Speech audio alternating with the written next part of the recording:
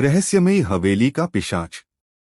राहुल, जो एक युवा पत्रकार था, को एक गुमनाम चिट्ठी मिली। उसमें लिखा था, अगर तुम सच में बहादुर हो तो वीरान हवेली की सच्चाई सामने लाकर दिखाओ। यह हवेली शहर से दूर घने जंगल के बीच स्थित थी।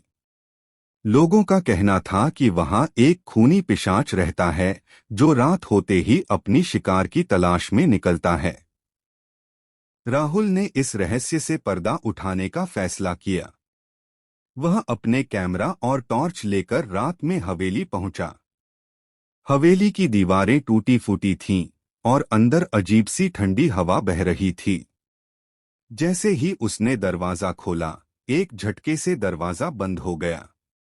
वह डर गया लेकिन हिम्मत जुटाकर अंदर बढ़ा। हॉल में चारों ओर धूल जमी थी और एक पुरानी पेंटिंग लटकी थी। उस पेंटिंग में एक खूबसूरत युवक था जिसकी आंखें एकदम चमक रही थीं। तभी एक आवाज आई, तुम्हें यहां नहीं आना चाहिए था। राहुल ने पीछे मुड़कर देखा पर वहां कोई नहीं था। अचानक एक परछाई पेंटिंग से बाहर निकली और एक पल में उसके सामने एक लंबा व्यक्ति खड़ा हो गया। उसकी लाल आंखें चमक रही थीं, उसके नुकीले दांत बाहर निकले थे।